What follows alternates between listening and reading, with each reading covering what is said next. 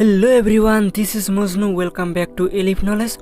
আপুনি যদি গুৱাহাটী বিশ্ববিদ্যালয় বিএড এন্ট্ৰেন্সৰ কাৰণে সাজু হৈ আছে তেনেহ'লে আপোনাৰ কাৰণে মই অতি গুৰুত্বপূৰ্ণ কেইটামান প্ৰশ্ন লৈ আহিছোঁ যিকেইটা জেনেৰেল নলেজৰ লগত সম্পৰ্কিত।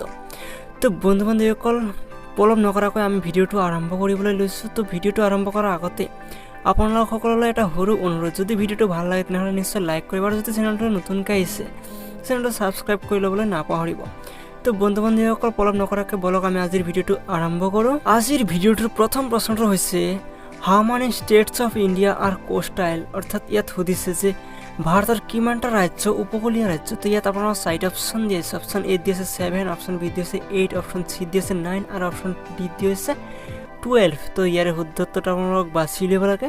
তো বন্ধু বান্ধৱীসকল, এইটো প্ৰশ্নৰ উত্তৰ হয়তো বহুতে জানে। ইয়াৰে শুদ্ধ উত্তৰটো হৈছে অপশ্যন চি 9। ভাৰতৰ 9টা ৰাজ্য উপকূলীয় ৰাজ্য হয়। তো বলক এতিয়া আমি ইয়াৰে দ্বিতীয় প্ৰশ্নটোলৈ আগবাঢ়াওঁ। দ্বিতীয় প্ৰশ্নত সুধিছে ডেংগু ফিভাৰ ইজ কজড বাই, অৰ্থাৎ ডেংগু যি জ্বৰ সেয়া হোৱাৰ কাৰণ কি। ইয়াত আপোনাৰ 4টা অপশ্যন দিছে। অপশ্যন এ দি আছে ফ্লুইংগি, অপশ্যন বি দি হৈছে বেক্টেৰিয়া, অপশ্যন চি দি আছে ভাইৰাছ আৰু অপশ্যন ডি দি আছে প্ৰটোজোলা। তো ইয়াৰ শুদ্ধ উত্তৰটো আপোনালোক বাছি উলিয়াব লাগে। তো ইয়াৰ শুদ্ধ উত্তৰ হৈছে অপশ্যন চি ভাইৰাছ। ডেংগু জ্বৰ ভাইৰাছৰ দ্বাৰা হয়, ডেংগু ভাইৰাছৰ দ্বাৰা এই জ্বৰ হয়। তো বলক এতিয়া আমি ইয়াৰ তৃতীয় প্ৰশ্নটোলৈ আগবাঢ়াওঁ। তৃতীয় প্ৰশ্নটোত জানিব বিচৰা হৈছে হু ট্ৰেন্সলেটেড অৰ্থশাস্ত্ৰ ইনটু ইংলিছ, অৰ্থাৎ অৰ্থশাস্ত্ৰ কোনে ইংৰাজীত অনুবাদ কৰিছিলে। ইয়াত আপোনাৰ 4টা অপশ্যন দিছে। অপশ্যন এ দি আছে মনু, অপশ্যন বি দি আছে শামশ্ৰী, অপশ্যন চি দি আছে মেক্স মুলাৰ আৰু অপশ্যন ডি দি আছে নন অফ দিছ, অৰ্থাৎ এইসকলৰ এজনো নহয়। তো ইয়াৰ শুদ্ধ উত্তৰটো আপোনালোক বাছি উলিয়াব লাগে। তো ইয়াৰ শুদ্ধ উত্তৰ হৈছে অপশ্যন বি শামশ্ৰী। শামশ্ৰীয়ে এই অৰ্থশাস্ত্ৰক ইংৰাজীলৈ অনুবাদ কৰিছিলে। তো বন্ধু বান্ধৱীসকল, বলক আমি এতিয়া ইয়াৰে 4 নম্বৰ প্ৰশ্নটোলৈ আগবাঢ়োঁ। ইয়াৰে 4 নম্বৰ প্ৰশ্নত সুধিছে which of the following Vedas composed both in prose and poetry. আপোনালোকে নিশ্চয় গমেই পায় আমাৰ 4খন বেদ আছে।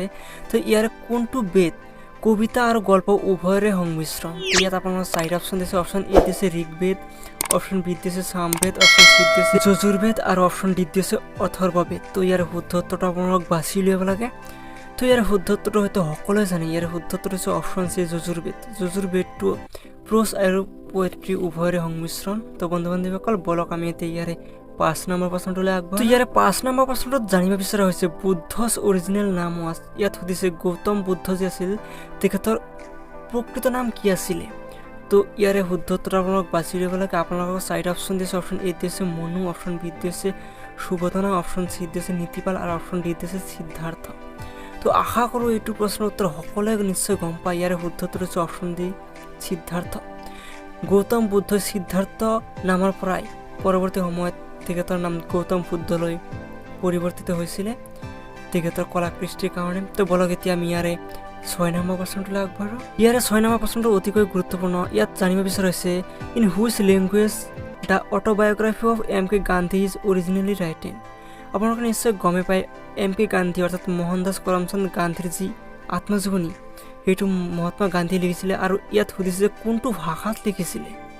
তো ইয়াত আপোনাৰ 4টা অপশ্যন দিছে। অপশ্যন এ দি আছে ইংলিছ, অপশ্যন বি দি আছে হিন্দী, অপশ্যন চি দি আছে গুজৰাটী আৰু অপশ্যন ডি দি আছে মাৰাঠী। তো ইয়াৰ শুদ্ধ উত্তৰটো আপোনালোক বাছি উলিয়াব লাগে।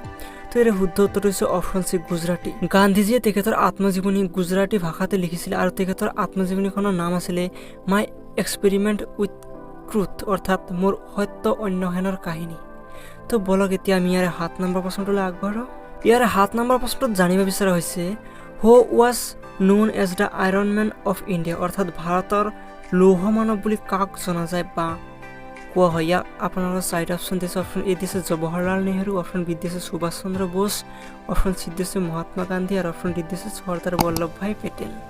তো ইয়াৰ শুদ্ধ উত্তৰটো আপোনালোক বাছি উলিয়াব লাগে। তো ইয়াৰ শুদ্ধ উত্তৰ হৈছে অপশ্যন ডি চৰ্দাৰ বল্লভভাই পেটেল। চৰ্দাৰ বল্লভভাই পেটেলক ভাৰতৰ লৌহ মানৱ বুলি জনা যায়। তো বন্ধু বান্ধৱীসকল, বলক এতিয়া আমি ইয়াৰ 8 নম্বৰ প্ৰশ্নটোলৈ আগবাঢ়োঁ। ইয়াৰে 8 নম্বৰ প্ৰশ্নটোত সুধিছে which is the largest desert of Africa in the world, অৰ্থাৎ পৃথিৱীৰ ভিতৰত আফ্ৰিকাত থকা আটাইতকৈ ডাঙৰ মৰুভূমিটোৰ নাম কি। ইয়াত আপোনালোক 4টা অপশ্যন দিছে। অপশ্যন এ দি হৈছে থৰ ডিজাৰ্ট, অপশ্যন বি দি হৈছে চাহাৰা ডিজাৰ্ট, অপশ্যন চি দি হৈছে লাডাখ ডিজাৰ্ট আৰু অপশ্যন ডি দি হৈছে নন অফ দিছ, অৰ্থাৎ এইবোৰৰ এটা নহয়। তো ইয়াৰ শুদ্ধ উত্তৰটো আপোনালোক বাছি উলিয়াব লাগে। তো ইয়াৰ শুদ্ধ উত্তৰ হৈছে option B Sahara desert. Sahara ডিজাৰ্টটোৱে হৈছে আফ্ৰিকাৰ আটাইতকৈ ডাঙৰ মৰুভূমি। তো বন্ধু বান্ধৱীসকল বলক এতিয়া আমি ইয়াৰে 9 নম্বৰ প্ৰশ্নটোলৈ আগবাঢ়ো। 9 নম্বৰ প্ৰশ্নটো আমাৰ কাৰণে অতিকৈ জানিবলগীয়া। কিয় জানিবলগীয়া চাই লওক। ইয়াত সুধিছে which is the largest river Iceland in the world, অৰ্থাৎ পৃথিৱীৰ ভিতৰত আটাইতকৈ ডাঙৰ নদীদ্বীপ কোনটো। তো ইয়াত আপোনালোকৰ 4টা অপশ্যন দিছে। অপশ্যন এ দিছে উমানন্দ, অপশ্যন বি দিছে মাজুলী, অপশ্যন চি দিছে ৰোজ আইলেণ্ড আৰু অপশ্যন ডি দিছে মালদিভছ। তো ইয়াৰ শুদ্ধ উত্তৰটো আপোনালোকক বাছি উলিয়াব লাগে। তো ইয়াৰ শুদ্ধ উত্তৰটো হয়তো সকলোৱে জানে, কাৰণ এইটো প্ৰশ্ন আমাৰ কাৰণে অতিকৈ আৱশ্যক আৰু আমি প্ৰায়ে এইটো প্ৰশ্ন পঢ়ি আহিছোঁ। তো ইয়াৰ শুদ্ধ উত্তৰটো হৈছে অপশ্যন বি মাজুলী। ব্ৰহ্মপুত্ৰ বুকুত থকা মাজুলী হৈছে পৃথিৱীৰ ভিতৰত অৰ্থাৎ বিশ্বৰ ভিতৰত আটাইতকৈ ডাঙৰ নদীদ্বীপ। তো বন্ধু বান্ধৱীসকল বলক এতিয়া আমি ইয়াৰে 10 নম্বৰ প্ৰশ্নটোলৈ আগবাঢ়ো।